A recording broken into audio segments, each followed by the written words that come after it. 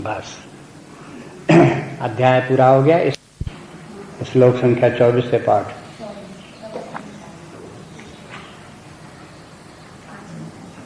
यो अन्ता सुखो अंतरा रामः तथांतर ज्योतिरेव स योगी ब्रह्म निर्वाणम् ब्रह्मभूतोऽधिगच्छति लभन्ते ब्रह्म निर्वाणम् विषया क्षीण कल्मषा छिन्नद्वैधायतात्माना सर्वभूतहिते रता कामक्रोधवियुक्तानाम् यतीनां यतचेतसाम् अभितो ब्रह्म निर्वाणम् वर्तते विदितात्मनाम् कामक्रोधवियुक्तानाम् यतीनां यतचेतसाम् अभितो ब्रह्म निर्वाणम् वर्तते विदितात्मनाम्।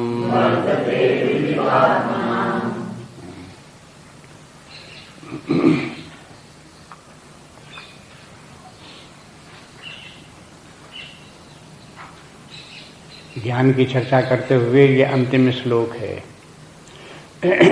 पिछले श्लोकों में से बताते आते हैं कि जब ज्ञान से अज्ञान नष्ट होता है तब व्यक्ति के हृदय में अपने आत्मस्वरूप की उपलब्धि हो जाती है, ब्रह्म ज्ञान हो जाता है, सर्वभूतात्म भूतात्मा हो जाता है, नैष्ठिक शांति प्राप्त हो जाती है, परम विश्राम प्राप्त कर लेता है और फिर बताते चले जा रहे हैं उसे अक्षय सुख की प्राप्त होती है, परमानंद की प्राप्ति हो जाती है।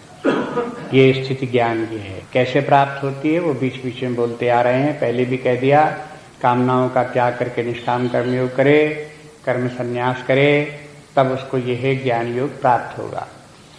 बीच बीच में फिर बोल करके आए कि जो व्यक्ति कामनाओं का त्याग करके अपने हृदय में परमात्मा का चिंतन करेगा उसे ये ज्ञान प्राप्त होगा। चिंतन करते करते जिसको कि जिसकी के बुद्धि परमात्मा में ही लग जाए, मन परमात्मा में ही लग जाए, चित्त निरंतर परमात्मा का चिंतन करे और परमात्मा परायण होकर के तद्भाव भावित होकर के रहे, उसको वो ज्ञान प्राप्त होता है।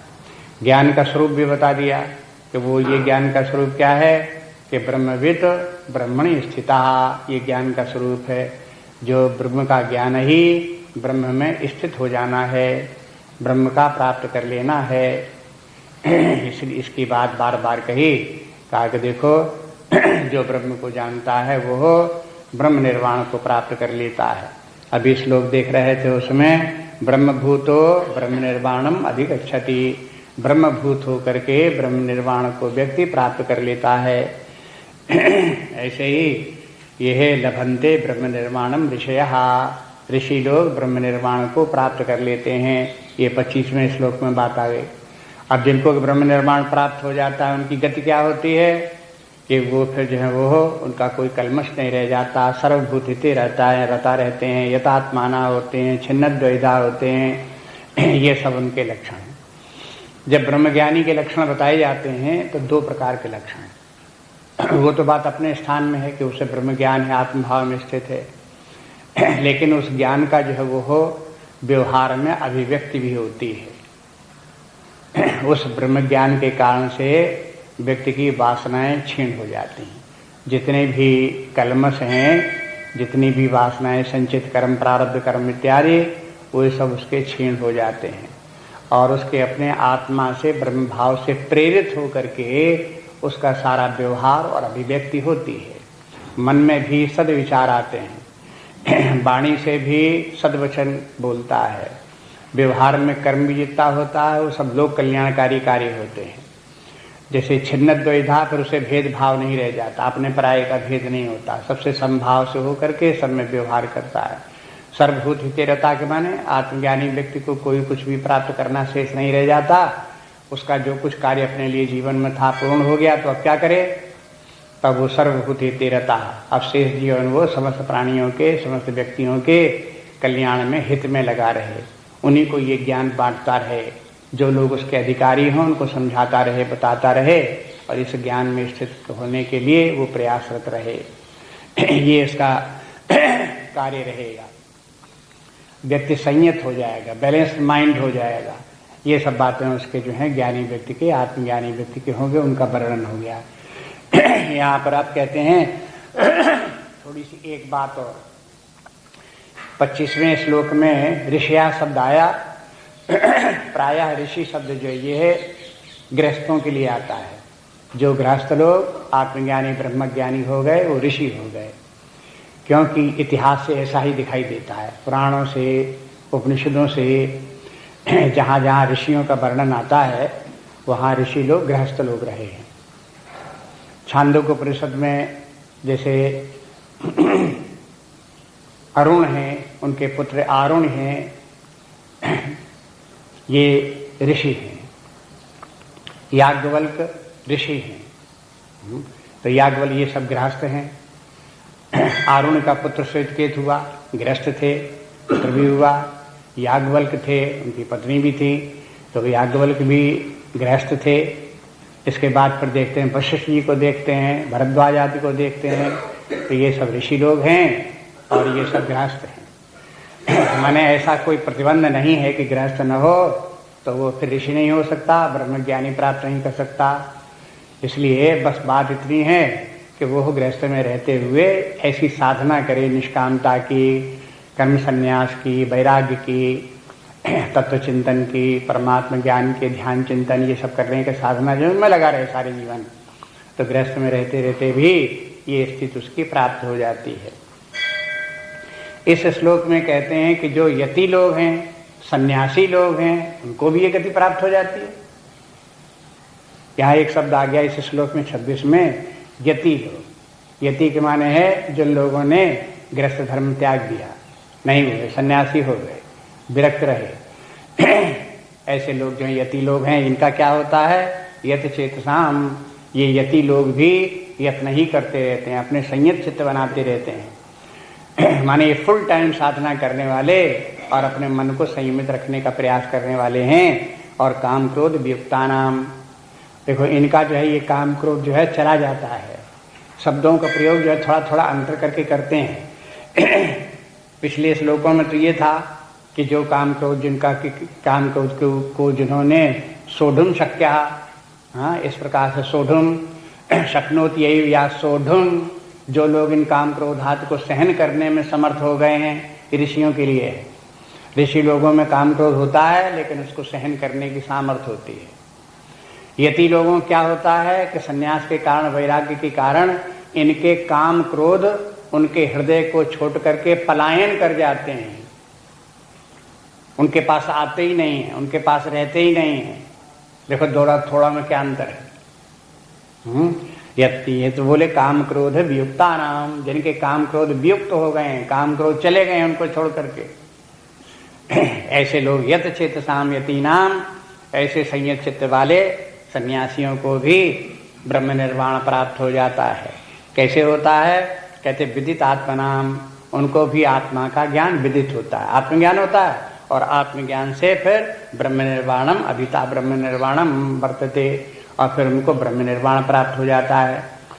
तो आत्मज्ञान और आत्मज्ञान से ब्रह्मज्ञान, क्या ब्रह्मज्ञान, आत्मा और ब्रह्म दोनों एक ही हैं।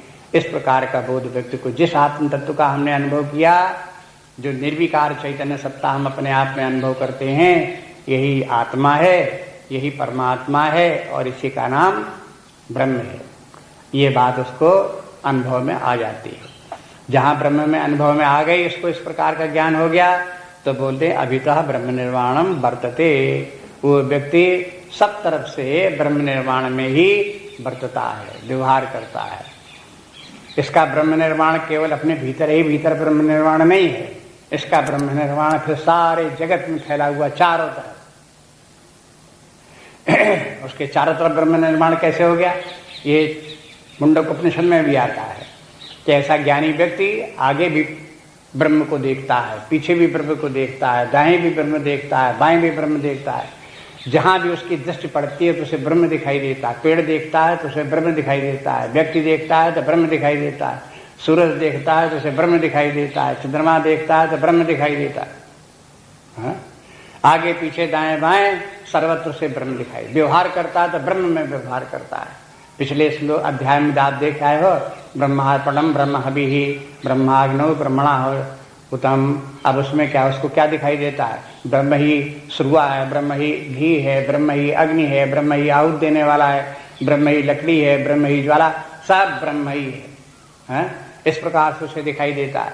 तो अभिता ब्रह्म निर्वाणम, उसको सब तरफ चारों तरफ पृथ्वी आकाश नक्षत्र तारे भीतर शरीर मन बुद्धि देवी देवता राक्षस गंधर्व सब ब्रह्म में दिखाई देते हैं। अभिता माने चारों ओर, अभिता ब्रह्म निर्वाणम, चारों तरफ से ब्रह्म निर्वाण हो गया। लेकिन एक शब्द और बोलते वर्तते, सब तरफ ब्रह्म निर्वाण हो गया तो भी वो वर्तते माने व्यवहार करता है। वर्तन माने व्यवहार करना है। ऐसे व्यक्ति का भी, यति का भी व्यवहार चलता है। वो अपने देखता भी है, सुनता भी है, खाता भी है, पीता भी है, चलता फिरता भी है, बातचीत भी करता है। ये सब काम उसके चलते रहते हैं। लेकिन करता कहाँ पे सबको दिखाई क्या देता है? परमात्मा ही दिखाई देता है। अब देखो, जैसे कि मरुस्थल में कोई व्यक्ति जाए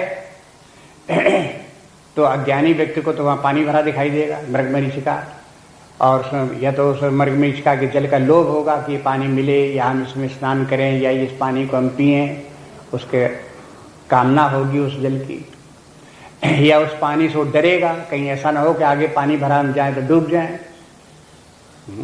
लेकिन जो ज्ञानी व्यक्ति है, जो जानता है कि मृगमरीचिका है, यहाँ कुछ भी नहीं है, ये केवल दिखाई देने वाला पानी है, वो व्यक्ति धड़ाधड़ उसमें आगे बढ़ता चला जाएगा।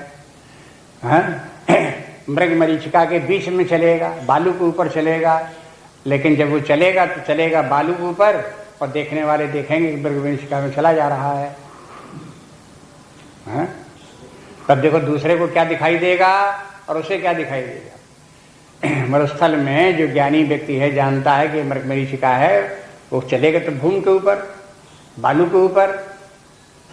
लेकिन दूर खड़े लोग क्या देखेंगे कि आगे तो मृग जल भरा हुआ है, और देखो पानी के भीतर कैसे चला जा रहा है, पानी के भीतर चला जा रहा है। अरे ये व्यक्ति कहां से आ गया? ऐसे दूसरे लोग देखेंगे, अरे ये तो इस संसार में व्यवहार कर रहा है, ये ज्ञानी व्यक्ति कैसा है?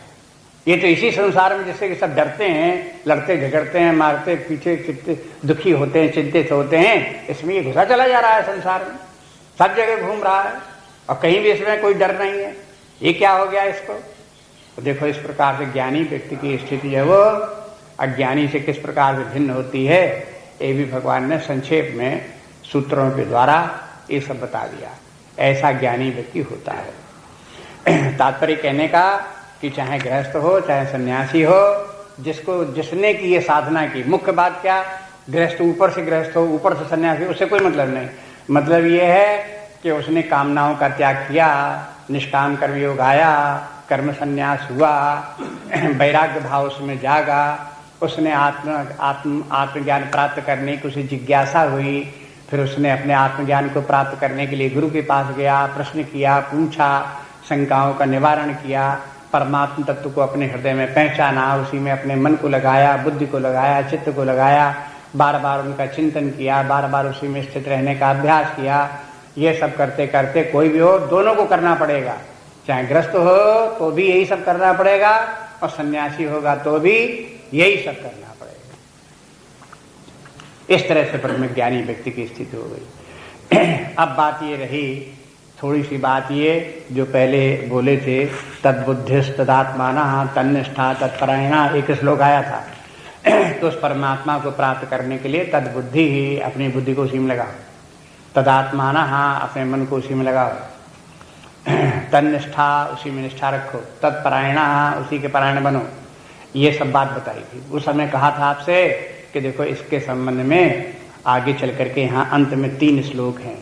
ये जो अब 3 श्लोक आते हैं आगे के, इनमें उस परमात्मा का चिंतन, तद्बुद्धि इत्यादि कैसे करना चाहिए, परमात्मा का चिंतन कैसे करनी चाहिए, उसकी प्रक्रिया बताते हैं।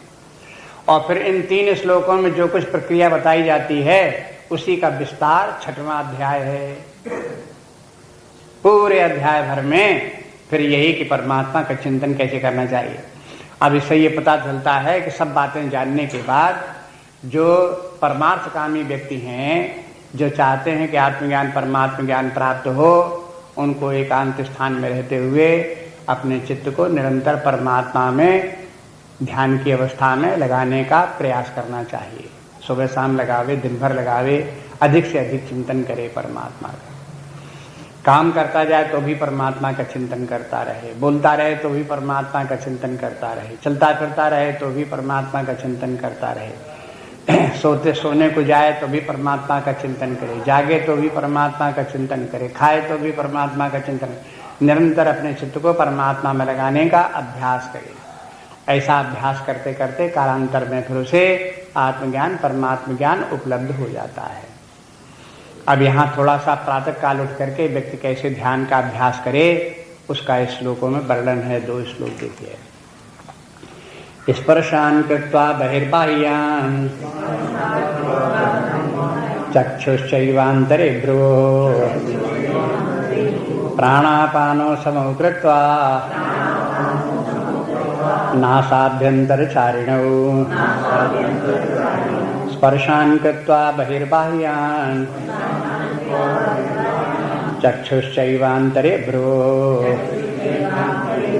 प्राणापानो समौ कृत्वा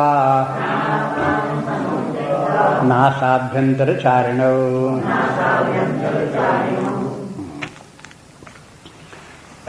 अब इसमें जो बाहरी बातें हैं वो इसमें नहीं बताई गई, यहाँ वो आगे अध्याय में आएंगी। जब ज़्यादा विस्तार करेंगे तब ये भी बताएंगे कि ध्यान करने के लिए कोई एकांत स्थान होना चाहिए, शुद्ध पवित्र स्थान हो, उसमें एक आसन नीचे ऐसा बिछाओ जिसके ऊपर आप घंटे आधे घंटे सुखपूर्वक बैठ सको, और फिर सीधे आसन के ऊपर बैठो, रीढ़ की हड्डी सीधी रहे, सिर सीधा रहे, और फिर चारों तरफ से अपना ध्यान हटा करके अपने हृदय में ले जाओ और वहाँ परमात्मा का चिंतन करो। तो ये प्रारंभिक बातें जो हैं, यम नियम आसन, ये पहले बताए जाते हैं। उसके बाद फिर प्राणायाम आता है, प्राणायाम के बाद फिर आता है प्रत्याहार, ये क्रम है। तो अब इसमें प्राणायाम का रूप दूसरी पंक्ति में बता दिया, प्राणापानो समो कृत्वा, प्राणापान का समान करके नासाभ्यंतर चारण, नासिका के अंदर जो प्राण और पान वायु चल रही है उसको सम रूप बनाओ। पहले ये प्राणायाम का कार्य उद्देश्य ये है। तो ध्यान करने के पहले प्राणायाम करने का भी विधान है। तो यहाँ 5वें अध्याय में तो प्राणायाम का विधान बता दिया गया, बोल दिया गया है। 6वें अध्याय में ध्यान की जो विस्तार किया गया है उसमें प्राणायाम को दोबारा नाम नहीं लिया गया। गीता में कई जगह प्राणायाम की बात है। आप देखेंगे 4था अध्याय जो हो गया है उसमें भी अनेक प्रकार के यज्ञों का वर्णन है। उन यज्ञों के बीच में भी प्राणायाम भी एक प्रकार की यज्ञ है, ऐसा कहे आए हैं। उसको अब प्राणायाम को यहाँ फिर कहते हैं कि ध्यान के समय में व्यक्ति को प्राणायाम करना चाहिए। प्राणायाम का मुख्य उद्देश्य क्या है कि ये प्राण और अपान वायु के का समत्व प्राप्त हो जाए, प्राणापान वायु सम हो जाए। प्राणापानो समौ कृत्वा, सम के माने क्या है, समौ आ गया दोनों के लिए, प्राण को और अपान को, 2 वचन में समौ है। प्राण भी और अपान ये दोनों सम अवस्था को प्राप्त हो जाएं, कृत्वा करके, तब व्यक्ति ऊपर के स्पर्शान कृत्वा बहिर्बाह्यान, तब फिर आगे की साधना करे, आगे के क्रम में चले। तो ये प्राण के माने जो श्वास हम बाहर निकालते हैं वो प्राण नहीं, जो श्वास हम अंदर लेते हैं प्राण, जो बाहर निकालते हैं अपान। इस प्रकार से प्राण अपान वायु दोनों वायुओं का संचार होता रहता है। श्वास बाहर निकलती है, श्वास भीतर जाती है। लेकिन जब व्यक्ति ने परिश्रम किया होता है या कहीं उद्वेग उसके मन में उत्पन्न होता है तो उसकी श्वास बाहर जोर से निकलती है, भीतर धीरे जाती है और उसमें समत्व नहीं होता। अब ये तो सब देखने की बातें हैं, आप सावधानी से देखो। पहले कुछ रास्ता चल के आओ, हाँफ जाओ, और फिर उसके बाद देखो कि अब श्वास कैसी चल रही है, तो आप देखो कि हाँफने में श्वास बाहर बहुत जोर से निकलती है, और फिर उसके बाद श्वास भीतर तो जाती है, तभी तो बाहर निकलेगी, लेकिन बाहर निकलने में फोर्स लग रही है। और उसकी श्वास की गति 12 अंगुल तक हो जाती है। श्वास नापी भी गई, श्वास की वायु निकलती है तो 12 अंगुल तक। एक कागज का टुकड़ा लेकर के लटका करके देखो धागे में बांध करके और श्वास लो। तो श्वास की वायु जब उसमें लगेगी तो जोर से श्वास चल रही होगी, तो नासिका से 12 अंगुल दूरी पर भी वो कागज उड़ रहा होगा, हिलेगा। अगर श्वास कम हो जाएगी तो उस धागे को और लाओ, 8 अंगुल के पास रखोगे तब भी हिलेगा, और उसको और पास लाओ, 4 अंगुल श्वास चलेगी तो भी हिलेगा। लेकिन 12 अंगुल के दूर पर कर दोगे, श्वास चल रही होगी धीरे, तो वो कागज नहीं हिलेगा। इससे ये मालूम होता है ये है कि श्वास की वायु जो है वो 12 अंगुल जो हो उसको घटा करके 8 अंगुल 4 अंगुल करो, और यहाँ तक करो कि वो हो नासाभ्यंतर 4 अंगुल, ऐसा लगे कि मानो नासिका के भीतर ही चल रही है, बाहर नहीं चल रही। माने भीतर ही, नासिका के भीतर ही थोड़ी सी वायु आती है जरा सी, और नासिका के भीतर ही भीतर चल रही है, दूर तक बाहर नहीं जा रही है। ये प्राणायाम का उद्देश्य है जो इसमें सूत्र रूप में भगवान ने बता दिया। अब ये कैसे किया जाए कि प्राणापान दोनों सम हो जाए, तो इसके प्राणायाम फिर कई प्रकार के प्राणायाम हैं जिनके के द्वारा ये कार्य हो सकता है।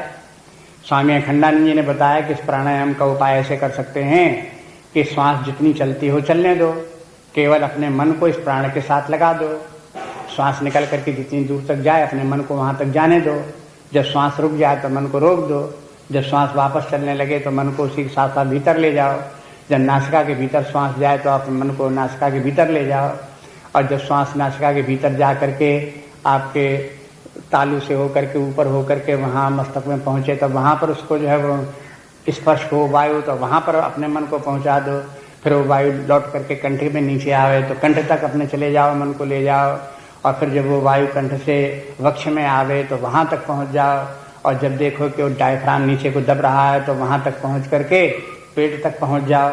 तो भीतर जो वायु चलती है तो योगियों की दृष्टि से वो नाभि तक पहुँचती है, उसका प्रभाव नाभि तक दिखाई देता है। बाहर निकलती है तो 12 अंगुल तक निकलती है।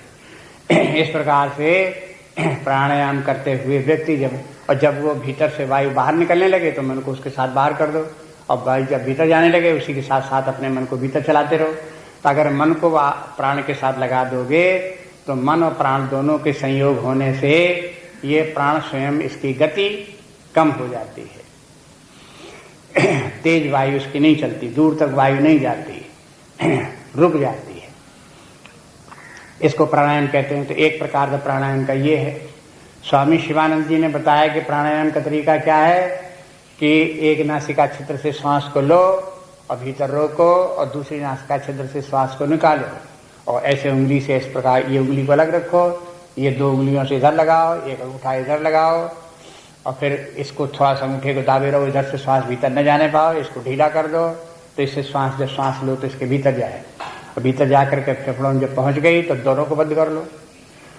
और फिर इसके बाद इधर दाहिनी तरफ से इधर जब निकालना हो तो अंगूठा खोल दो, तो ये इधर की तरफ निकले, इधर से न निकले, इधर से निकले। फिर दोबारा जब भीतर लो तो इसी तरफ से भीतर लो, फिर भीतर रोक लो, फिर इधर की तरफ से इधर निकलने दो।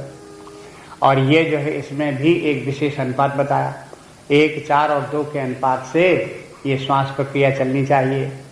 अगर आप जो है वो हो राम राम राम राम 4 बार कहते हुए श्वास को भीतर ले जाओ, तो फिर 16 राम राम अपने जो है वो हृदय में बोलो, रोक करके श्वास को, और जब श्वास निकलने लगे तो 8 बार राम राम बोलो। तो अनुपात क्या हो गया? 1, 4 और 2 का अनुपात हो गया। इसके माने ये कि जितनी देर में श्वास लो, श्वास निकलनी चाहिए दुगनी जोर से, क्योंकि उसको सम करना है। होता ये है कि श्वास निकलती तो दुगनी जोर से है और भीतर आती है धीरे धीरे कम करके। तो अब उसको जो है उसी प्रक्रिया को रखते हुए श्वास को भीतर लो, तो उसको लो जितनी देर में लो उससे दुगनी देर में धीरे धीरे निकालो, धक्का मार के जोर से एकदम से न निकालो। जब कोई व्यक्ति थका होता है, हाँफता है, तो फक से वायु निकल जाती है। ये प्राणायाम भी करेगा, कोई भीतर रोके रहेगा, रोके के वायु निकालेगा तो एकदम से फोर्स लगा करके एकदम से भट से निकलने की कोशिश करेगी। तो जब श्वास जोर से निकलने की कोशिश करती है तो वो हानिकारक होती है, स्वास्थ्य के लिए हानिकारक है, अन्य प्रकार से भी हानिकारक है। इसलिए वो श्वास धीरे धीरे निकलनी चाहिए। श्वास लें जल्दी, निकालें देर में, और उसके जो है वो उसके बाद श्वास भीतर थोड़ा ज़्यादा देर रोक सकते हैं। इसलिए 1, 4 और 2 का अनुपात कर दिया। स्वामी राम शब्द दास ने कहा कि प्राणायाम देखो इसी प्रकार से करना चाहिए। एक नासिका से छिद्र से श्वास लो, दूसरे से निकालो, उसी से लो, फिर अंदर रोको, बाहर निकालो। लेकिन उन्होंने कहा कि तीनों स्थानों में वायु जो है वो हो समान होनी चाहिए। जितना अनुपात जो है वो हो एक एक एक का अनुपात। जितनी देर में श्वास लो उतनी देर भीतर रोको, उतनी देर में बाहर निकालो। तो अब देखो ये अपने अपने लोगों के अभ्यास हैं, जिसने जिस प्रकार से किया है उसके लाभ उनको प्राप्त हुआ है, उस प्रकार से बताया है। इसलिए इतनी ही नहीं, हमने आपको इतने जो प्रसिद्ध लोग हैं आजकल के, उन लोगों के प्राणायाम बता दिए। ऐसे और बहुत से प्राणायाम हैं, बहुत प्रकार के हैं। ऐसे भी प्राणायाम हैं जो जल्दी जल्दी हाँफने वाला काम करते हैं, उस प्रकार के होते हैं। ऐसे प्राणायाम होते हैं जिससे शरीर गर्म हो जाए, ऐसे प्राणायाम होते हैं जिससे शरीर ठंडा हो जाए। अनेक प्रकार के उनके प्रयोग भी हैं प्राणायाम में। तो उन सबकी तरफ नहीं जाते हैं हम। प्राणायाम को केवल किस लिए, नासाभ्यंतर चारण और सम स्थिति को प्राप्त हो जाए प्राणायाम। क्योंकि ध्यान के समय मन को एकाग्र होना चाहिए, और एकाग्र मन और प्राण का संयमन ये दोनों एक साथ चलते हैं। अगर प्राण संयमित है तो मन एकाग्र है, अगर मन एकाग्र है तो प्राण संयमित है। आप कभी कोई सोच विचार के काम कर रहे हो, लिख रहे हो, कुछ विचार का कार्य कर रहे हो, उस समय अपनी श्वास की तरफ ध्यान दो तो मालूम वो श्वास चली नहीं रही। श्वास चलने का भान ही आपको नहीं होगा। चलेगी बहुत, नासिका के भीतर थोड़ी थोड़ी चल रही है, श्वास की तरफ आपका भान ही नहीं होगा चलने का। लेकिन आप रास्ता चलो, जल्दी जल्दी चलो, और उसके बाद बैठ करके देखो तो आप देखो कि त्रिक्रिया की, मूवमेंट शरीर का हुआ, एकाग्रता रही नहीं, चारों तरफ देखा तो श्वास भी चलने लगी। तो बस श्वास का और मन का संबंध है। इसलिए अब आगे जितना ध्यान का कार्य करना है वो मन की एकाग्रता से करना है। इसलिए प्राणायाम का सहारा ले लिया, जिससे कि मन में थोड़ी एकाग्रता आ जाए, शांति आ जाए मन को। तो मन को शांत बनाने का ये एक फोर्सफुल तरीका है कि जबरदस्ती मन को हम शांत बना रहे हैं। मन शांत है नहीं, लेकिन प्राणायाम का बल लगा करके हम उसे शांत कर देते हैं। अब उस शांत मन के द्वारा फिर आप अपने परमात्मा का, आत्मा का चिंतन करो। तो अब उसके बाद कहते हैं कि अब क्या करो, इसी के साथ साथ हो भी जाएगा और करो भी। ये कि हमारा मन बाह्य संसार की तमाम बातों को सोचता देखा करता है। शब्द स्पर्श रूप रसगंध में इंद्रियों के द्वारा मन विचरण करता रहता है। उस तरफ सब तरफ से अपने मन को हटा करके अंतर्मुखी कर लो, और मन में शब्द स्पर्श रूप रसगंध न ग्रहण करो और न स्मरण करो।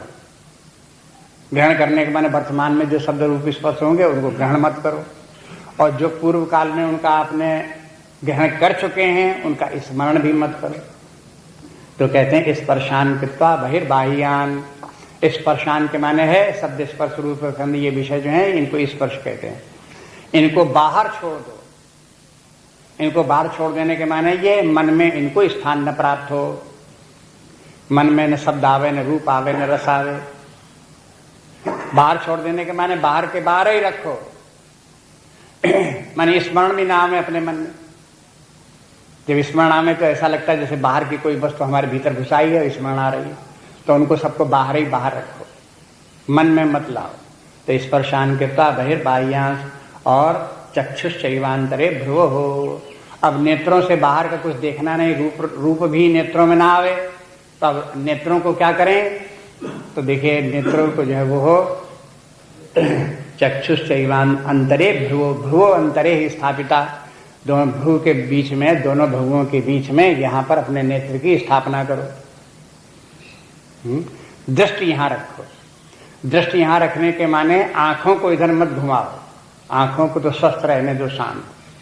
और लेकिन अपनी जो आंखों की जो दृष्टि है, मानसिक दृष्टि है, उसको यहाँ पर रखो भ्रू मध्य भाग में। आंखों के तिरछा करोगे तो आंखों में दर्द भी हो सकता है और आंखों को नुकसान भी पहुंच सकती है। इसलिए जिन लोगों ने गलती से अपनी आंखें घुमा घुमा करके यहाँ रखने की कोशिश की, उनको हानि पहुंची। इसलिए आंखों के जो ये हैं आपके बॉल्स हैं, उनको मत घुमाओ, उनको तो वैसे ही रहने दो। लेकिन देखो भ्रूमध्य भाग में। अब भ्रूमध्य भाग में देखने के दो तरीके, आंखें खोल करके देखो, आंखें बंद करके देखो। आंखें बंद करके देखो तो भी भ्रूमध्य भाग में आप देख सकते हो, अंतर्दृष्टि से देखो, भ्रूमध्य भाग में अपनी दृष्टि को स्थापित करो। आंखें खोल करके देखो तो आंखें खुली भी रखो, भ्रूमध्य भाग का स्मरण करो तो यहां पर आपकी दृष्टि यहां आ जाएगी। अगले अध्याय में जब देखेंगे तब भगवान कहते हैं कि अपनी दृष्टि को नासिका के अग्रभाग में रखो। नासिका का अग्रभाग में दृष्टि को नासिका का अग्रभाग इसके पास कहीं रखो। लेकिन कोई कोई कहते हैं नासिका का अग्रभाग ये नहीं, नासिका का अग्रभाग तो भ्रूमध्य ही है, क्योंकि नासिका यहीं से शुरू होती है, तो अग्र ये तो पीछे का भाग है। अब देखो कौन क्या कहता है, तो सबके तमाम विद्वान, सबकी अपनी अपनी बुद्धियां हैं, उनको आप क्या करोगे। अब आपको जो समझ में आवे कि नासिका का अग्रभाग है तो दृष्टि को यहाँ रखो, और नासिका का अग्रभाग ये समझ में आवे तो यहाँ दृष्टि रखो। बहरहाल दृष्टि को यहाँ रखने के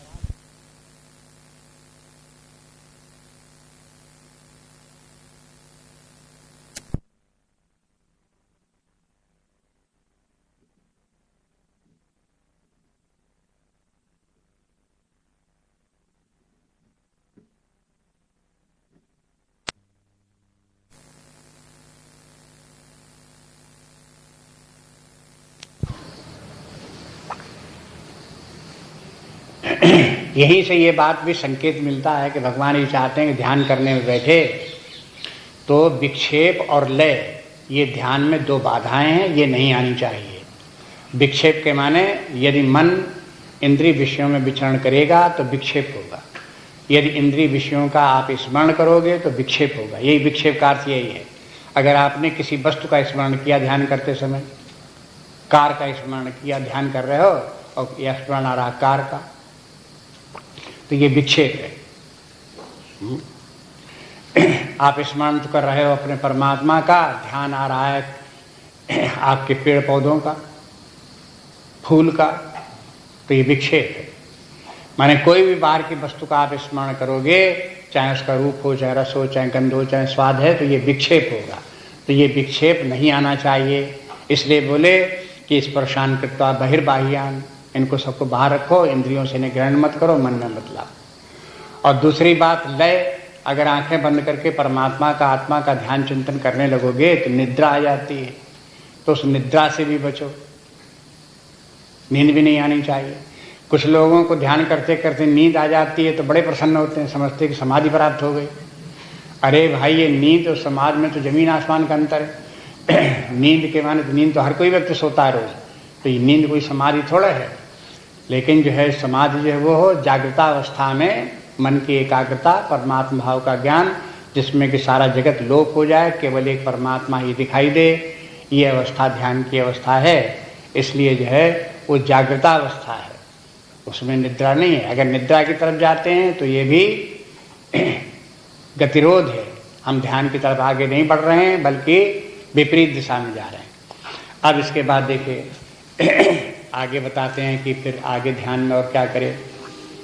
यतेन्द्रिय मनोबुद्धि मुनिर्मोक्ष परायणा विगतेच्छा भय क्रोधो या सदा मुक्त एव सः। यतेन्द्रिय मनोबुद्धि मुनिर्मोक्ष परायणा विगतेच्छा भय क्रोधो यः सदा मुक्त एव सः। अब कहते हैं यत मन संयत, इंद्रिय, मन और बुद्धि, इंद्रियां, मन और बुद्धि, इन तीनों को संयमित रखे। और मुनि ही मोक्ष परायणा, और ये जो ध्यान करने वाला मुनि कहलाता है। पहले वो मुनि शब्द आ गया है, जो परमात्मा का मनन करता है, ध्यान करता है, वो मुनि है। इसलिए मुनि ही मोक्ष परायणा, इस समय जो ये मुनि है, मुनि भाव को प्राप्त हो गया है, तो इसे मोक्ष परायण होना चाहिए। माने उसका लक्ष्य ध्यान का क्या होना चाहिए कि हम जो है वो हो मोक्ष प्राप्त हो जाए, परमात्मा की प्राप्त हो जाए, इसी उद्देश्य से साधना करिए।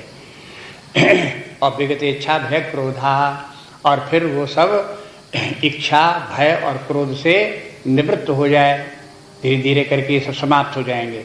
तो कहते हैं यह सदा मुक्त एव सः, जिसके किए इच्छा और भय और क्रोध दूर हो गए हैं, वो तो फिर मुक्त ही है, इन्हीं का तो बंधन नहीं है। जहाँ इनसे छुटकारा हो गया तहाँ वो हो गया मुक्त। कहते वो तो मुक्त बना ही बनाया मुक्त है। बस इस प्रकार से वो व्यक्ति मुक्ति को प्राप्त कर लेता है। अब इसमें फिर देखिए कि यतीन्द्रिय मनोबुद्धि संयत रखे, इंद्रियों को भी संयत रखे, मन को भी संयत रखे, बुद्धि को भी संयत रखे। इस बात का आप अभ्यास करो कि ध्यान के समय क्या करना, इन तीनों का ध्यान में इनको इस प्रकार की व्यवस्था करो कि तीनों संयत रहें।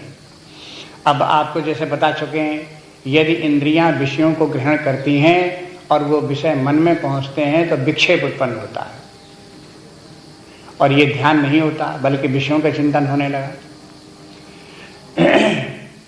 जब मन विषयों के साथ होता है तो विषयों का सुख का चिंतन करता है और विषयों की कामना करता है।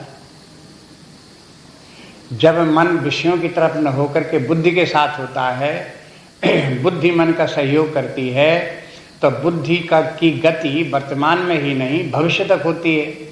इसलिए बुद्धि ये भी बताती है कि इन विषयों के भोग का आगे चल करके फल क्या होगा और वो फल कल्याणकारी नहीं होगा। जब ये बुद्धि बताती है तो फिर व्यक्ति का मन विषयों की तरफ नहीं जाता।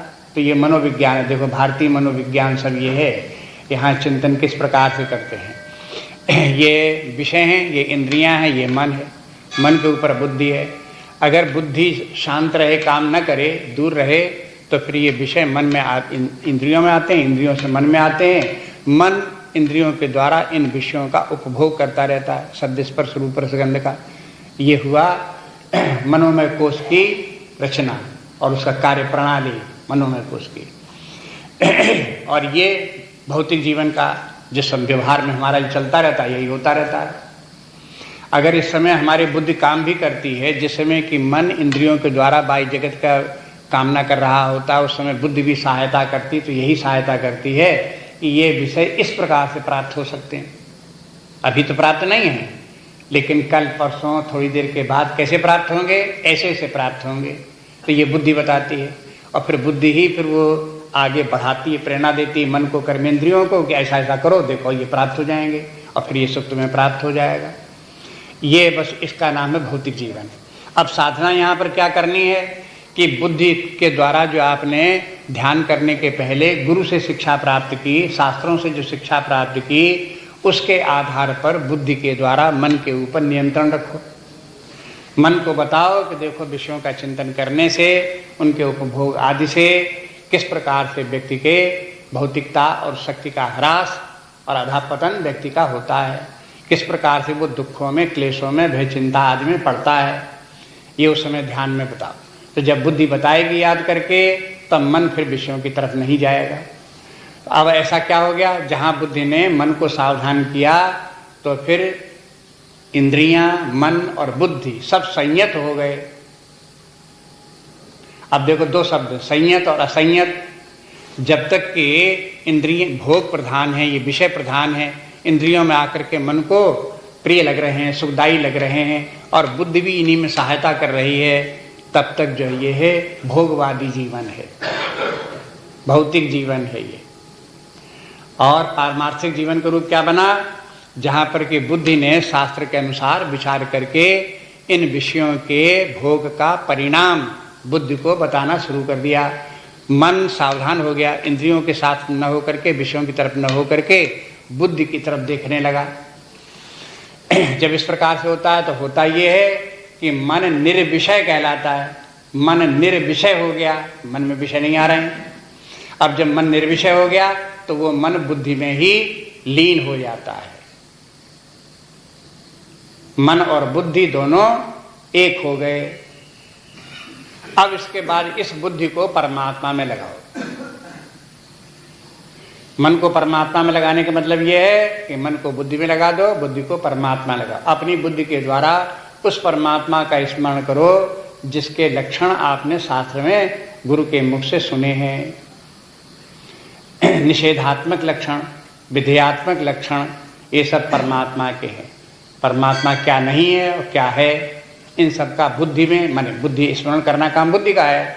उनके द्वारा स्मरण करो और जैसा स्मरण करो उसी प्रकार के इमेजिन करो कि ऐसा परमात्मा है। ये ध्यान हुआ, इतना कार्य करना है। तो ध्यान के समय भी बहुत काम करने होते हैं, अपने भीतर भीतर ये सारी क्रियाएं चलती हैं। ध्यान के माने कुछ लोग ये समझते हैं कि बिल्कुल बस मन को एकाग्र कर दो, मन कुछ न सोचे, ये अवस्था आ जाए। तो कुछ न सोचे कि एक प्रक्रिया है। ये इस प्रकार से जैसे भगवान ने बताया कि व्यक्ति इंद्रियों के चिंतन न करे, विषयों का चिंतन न करे, बुद्धि के अधीन रहे और बुद्धि शास्त्र का चिंतन करे, परमात्मा का चिंतन करे। तो जब परमात्मा का बुद्धि चिंतन करेगी तब एकाग्रता आएगी। यदि परमात्मा का चिंतन करे नहीं और विषयों को एक किनारे हटा करके मन में वैक्यूम लाने की कोशिश करें तो ये असंभव है। तकलीफ होगी बहुत करने में, असफलता व्यक्ति को लगेगी। हाँ, इसलिए वैक्यूम माने कुछ नहीं। इसलिए अपने मन को, अपनी बुद्धि को एक साथ मिला करके मन बुद्धि साथ हो जाए और साथ में हो करके आत्मा में, परमात्मा में लगाओ, उनका ध्यान चिंतन करो। ऐसा करते करते क्या होगा? अब देखो ये क्या कह दिया, मुनिर मोक्ष परायण, उसे मोक्ष परायण होना चाहिए। मैंने जब इस प्रकार से अपनी इंद्रियों को संयत कर लिया तब लक्ष्य ये रखें कि आत्मा का, परमात्मा का चिंतन करें, जिससे कि मुक्त हो जाएं। मुक्ति क्या हो जाए? किससे मुक्त हो जाएं? नीचे के लिखे हुए इनसे, भय और इच्छा, भय और क्रोध, इनसे मुक्त हो जाए।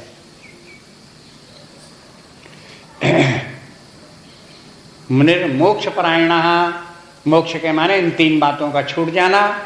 अब मोक्ष के माने छूटना, और छूटने के माने किससे छूटना? हाँ, ये तीन चीजों से जो छूट गया वो मुक्त हो गया। लेकिन तीन चीजों छूटेगा कब? जब उसे कुछ इनके स्थान में कुछ दूसरा पकड़ में आ जाए। वो आ जाए आत्मा, परमात्मा, वो जिसके कि मन बुद्धि में पकड़ में आ जाता है और उनके स्थान पर ये जो है काम, क्रोध आदि, ये राग द्वेष आदि जो ये छूट जाते हैं, तो फिर वो व्यक्ति मुक्त कहलाता है। चाहे उसे आत्मज्ञानी कहो, चाहे ब्रह्मज्ञानी कहो और चाहे मुक्त कहो, ये एक ही बात है। मुक्त जो है वो निषेधात्मक है, ब्रह्मज्ञानी जो है वो विधेयात्मक है। बात एक ही है। तो अब ये क्या हुआ कि विगत इच्छा, भय, क्रोधा, इन तीनों का नाम क्यों लेते हैं? कि देखो, पहली बात तो ये कि राग द्वेष जो है छूट जाने चाहिए। इच्छा के माने है राग, और फिर उसके बाद में अंतिम शब्द है क्रोध। हाँ, राग और क्रोध के माने द्वेष। राग और द्वेष समाप्त हो जाए, इच्छा और क्रोध अथवा राग और द्वेष ये समाप्त हो जाने चाहिए, इनसे छुटकारा हो जाए। तो पहले द्वंद्व यही है। जैसे भगवान का निर्द्वंद्व महाबाहो, तो निर्द्वंद्व के माने क्या है? जब राग द्वेष जिसके समाप्त हो जाए सो निर्द्वंद्व है, और राग द्वेष ही पहले द्वंद्व है। इन द्वंद्वों से फिर शुभाशुभ कर्म होते हैं। फिर शुभाशुभ कर्म से विषयों की प्राप्ति होती है, विषयों की प्राप्ति से उनका भोग होता है, भोग होने से पाप पुण्य होते हैं, पाप पुण्य होने से सुख दुख होते हैं। ये सब जितना भी क्रम है ये सब द्वंद्वों का क्रम है, और अंत तक सुख दुख तक द्वंद्व ही चलते जाते हैं। और जब तक व्यक्ति राग द्वेष में पड़ा है और सुख दुख के अंत तक पहुंचता है, सुख दुख भोगता है, तब तक उसका द्वंद्वात्मक जीवन है। जीवन में द्वंद्व उसके हैं वो, और वो भौतिक जीवन इस प्रकार से द्वंद्वपूर्ण जीवन है।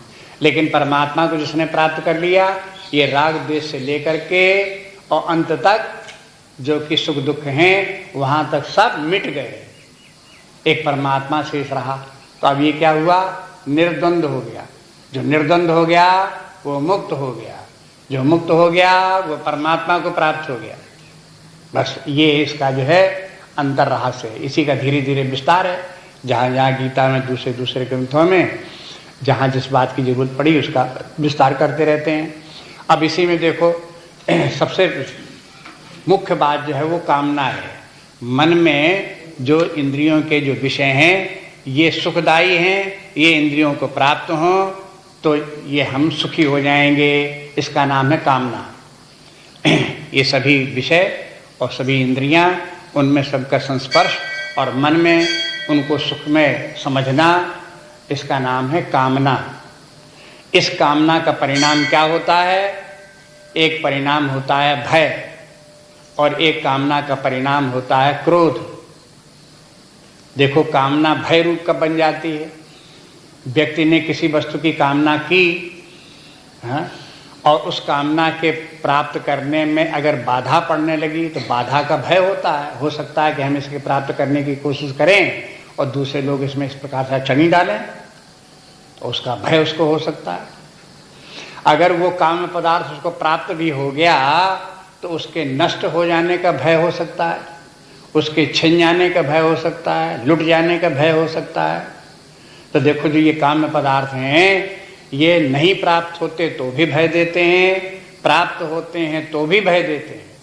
माने कामना, जितनी कामना होगी व्यक्ति उतना ही भयभीत रहेगा। और इस भय की पराकाष्ठा दिखाई देती है मरण में। यमराज से जो भय है वो जो है वो पराकाष्ठा दिखाई देती है। व्यक्ति जीवित बना रहना चाहता है। जीवित क्यों बना रहना चाहता है? कि उसे भोग प्राप्त हो रहे हैं, इसलिए भोगों की प्राप्ति के कारण से सुख प्राप्त हो रहा है, इसलिए ये शरीर भी बना रहे, मर न जाए। तो एक डर ये भी।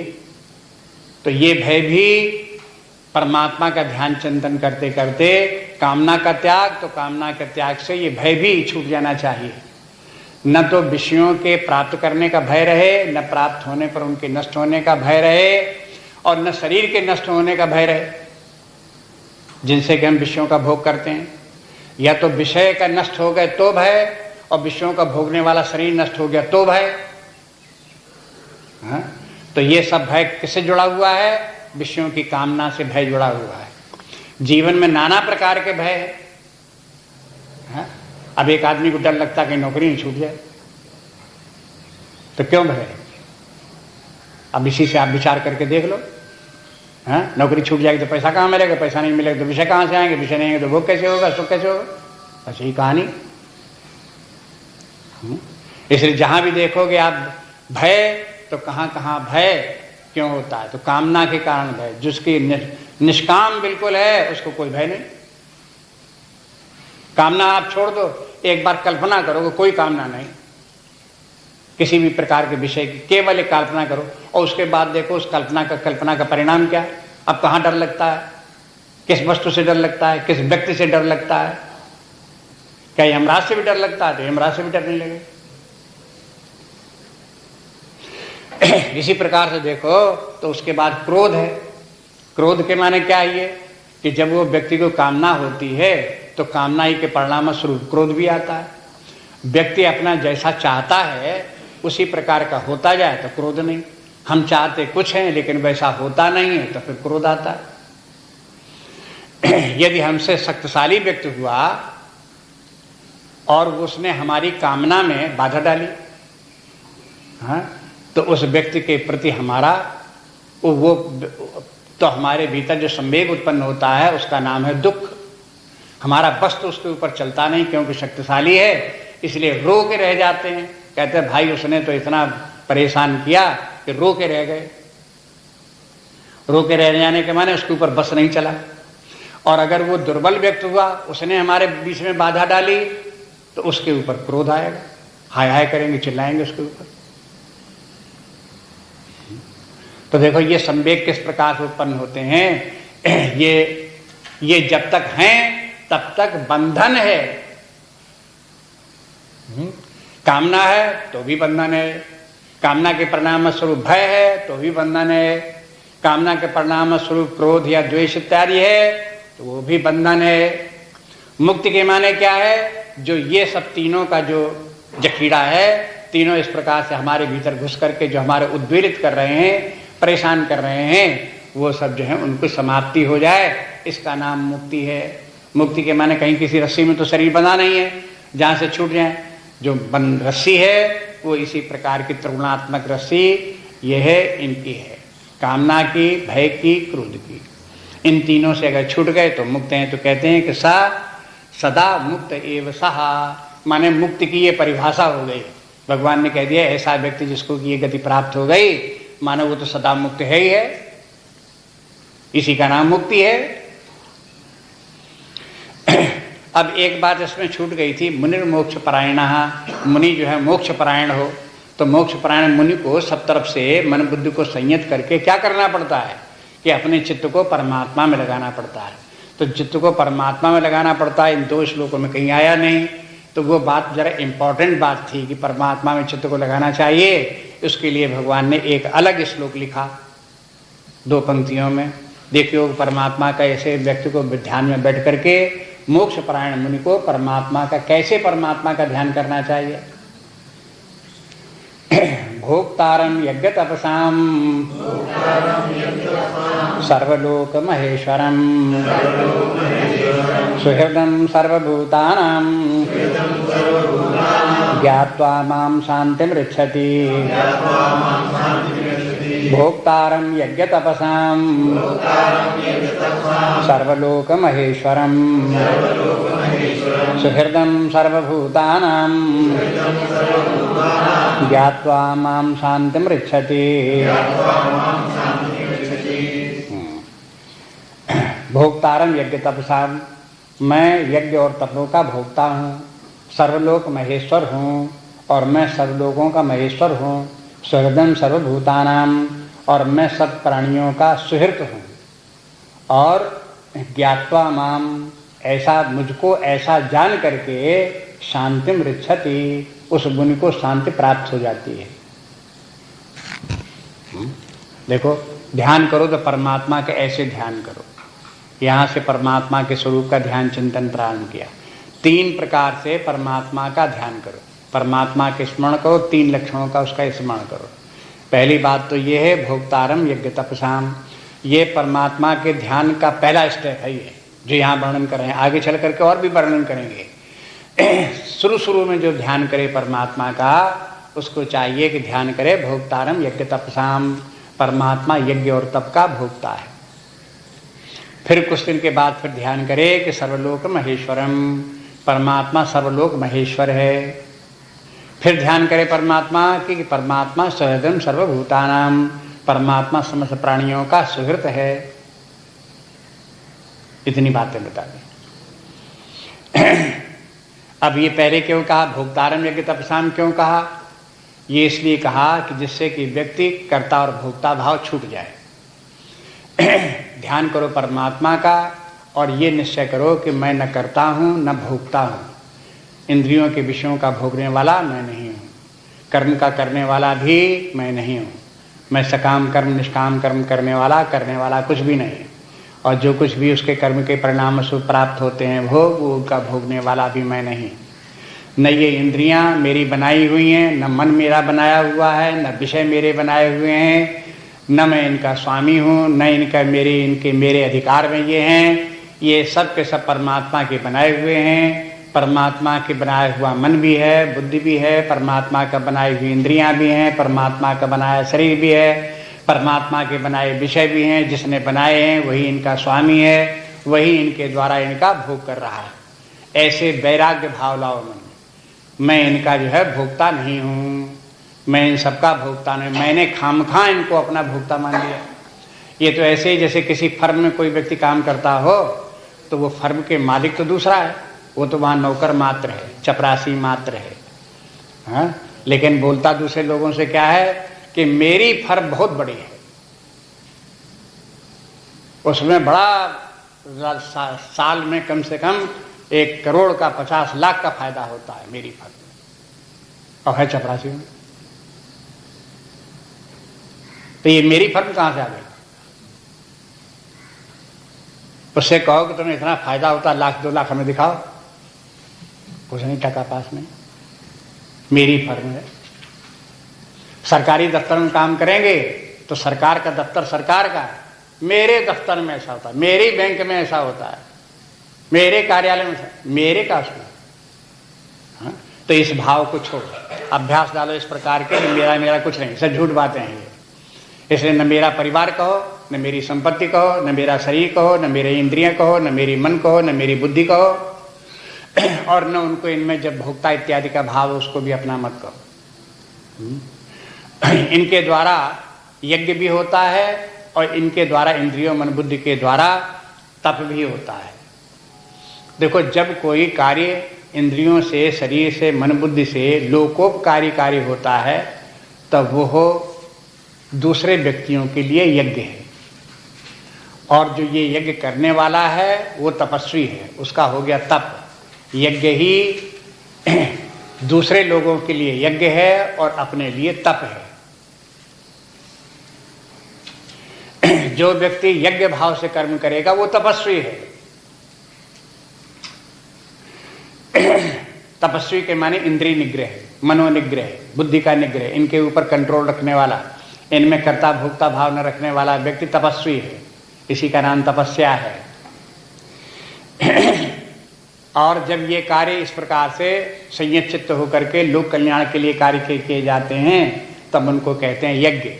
यज्ञ गीता में यज्ञ के माने आहुति देने वाला यज्ञ कहीं नहीं है। कोई भी इतने अध्याय में आप देखेंगे कि अग्नि जलाओ, उसमें आहुतियां दो, इस प्रकार का यज्ञ का वर्णन हो, गीता में कोई नाम ही नहीं लिया ऐसा है। मानो ऐसा कोई यज्ञ होता ही नहीं है। यज्ञ और होंगे, आप प्राणायाम करो तो यज्ञ होगा, भगवान का नाम लो तो यज्ञ हो जाएगा, जप करो तो यज्ञ हो जाएगा, तप करो तो यज्ञ हो जाएगा, और 50 प्रकार से यज्ञ हो जाएंगे। लेकिन आग जला करके देवताओं को आहुति दो, जो कि मीमांसकों के यज्ञ हैं, कर्मकांडियों के यज्ञ हैं, वो गीता का यज्ञ कोई नहीं।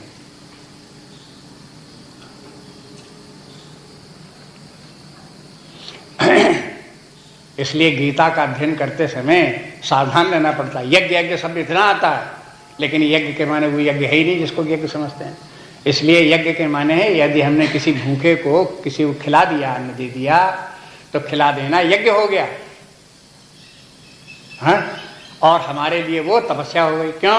कि आज हमने स्वयं नहीं खाया, दूसरे को खिला दिया, तो अपने आप को न खाना हो गया, अपने ऊपर संयम हो गया तो तपस्या हो गई, और दूसरे को खिला दिया तो वहां यज्ञ हो गई। यज्ञ में क्या है? आहुति लेकर के अग्नि में छोड़ दी। ऐसे किसी व्यक्ति को लेकर खिला दिया तो उसके मुख रूपी अग्नि में हमने वो अन्न की आहुति दे दी, चलो वहां यज्ञ हो गई। हमने खुद स्वयं खाया नहीं, इसलिए हमारे लिए तपस्या हो गई। कपड़ा लेकर के किसी दूसरे को दे दिया तो उसने पहन लिया तो उसके लिए यज्ञ हो गई, हमारे लिए तपस्या हो गई। हमें बिना 4 कपड़े थे, चलो 3 में काम चला लिया, 2 में काम चलाया, तो हमारे लिए तपस्या हो गई। तो चाहे आप तपस्या करो चाहे यज्ञ करो, इन दोनों में भोक्ता आप नहीं हो।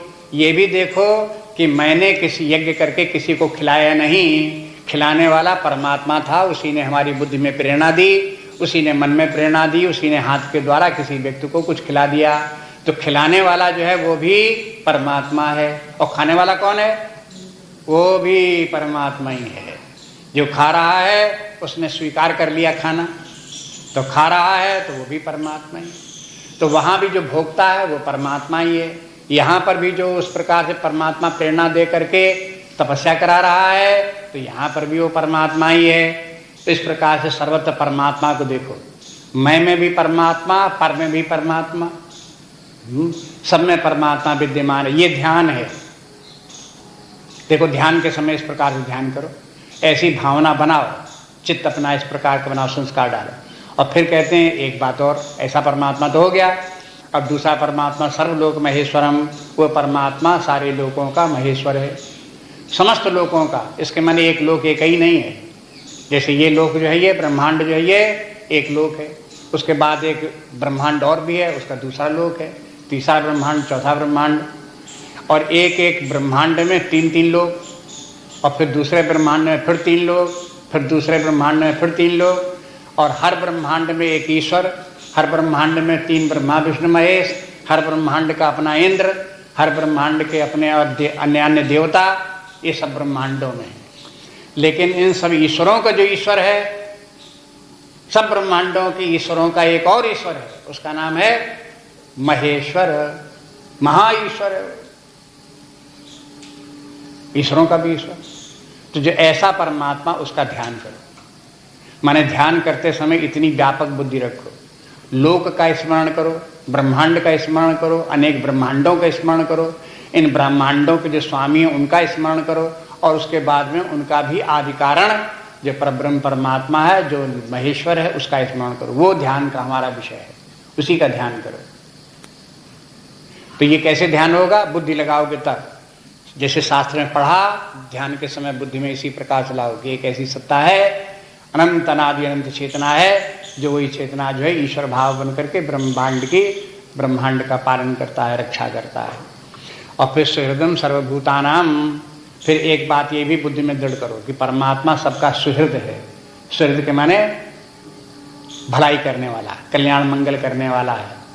और सुहृद ऐसा मंगल करने वाला है कि बदले में कुछ नहीं चाहता। सुहृद वैसे मित्र भी भलाई करता है, लेकिन फिर मित्र बदले में कुछ चाहता है। लेकिन सुहृद दूसरे की जब भलाई करता है, किसी की सहायता कल्याण करेगा, तो उसके बदले में कुछ चाहता नहीं, तब वो सुहृद कहलाता है। रामायण में तुलसीदास जी कहते हैं कि देखो, हेतु रहित जग जुग उपकारी, तुम तुम्हार सेवक असुरारी। हेतु रहित जग उपकारी, बिना हेतु के, बिना कोई हेतु के, माने बिना किसी कारण के, बिना किसी लाभ की इच्छा के जो जगत का हित करने वाले हैं, वो दो ही हैं। कौन कौन? तुम और तुम्हारे सेवक। असुरारी माने हे असुरों के शत्रु, असुरों का विनाश करने वाले भगवान। एक आप सारे लोग का हित करने वाले हो, और दूसरे आपके भक्त हैं, वो भी उनको कोई कामना नहीं जिनको रह गई, और निष्काम हो गए हैं, और जो कि क्रोध और वियुक्ति से वियुक्त हो गए हैं, मुक्त हो गए हैं, परमात्मा भाव में स्थित हैं। ऐसे लोग भी सारे जीवन लोक कल्याण का ही कार्य करते हैं, और उसके बदले में कुछ चाहते नहीं, न लौकिक चाहें न पारलौकिक चाहें। क्यों नहीं चाहते? क्योंकि उन्हें वो वस्तु मिल गई है जिसके सामने कुछ चाहने की जरूरत ही नहीं। इस प्रकार से सुहृद नाम से कौन है, क्या है? से परमात्मा को सुहृद रूप में स्मरण करो। जब सुहृद रूप में परमात्मा को स्मरण करोगे, तो अपने आप में भी भक्ति भाव आ जाएगा, अपने आप भी परमात्मा का वो भाव, सुहृदता का भाव आ जाएगा। परमात्मा को महेश्वर करके स्मरण करोगे तो बुद्धि व्यापक बनेगी। यदि परमात्मा का स्मरण करोगे सुहृद रूप में, तो सुहृद रूप में भी अपना अंदर स्थिति उसी प्रकार की आ जाएगी। और ज्ञात्वा माम शांतम ऋच्छति, बस ऐसा करने से फिर वो मुक्त हो जाता है। तो ध्यान की अवस्था में ध्यान किया जाता है परमात्मा का, और मुक्त हो जाता है व्यक्ति काम, क्रोध और लोभ भय इत्यादि से। बस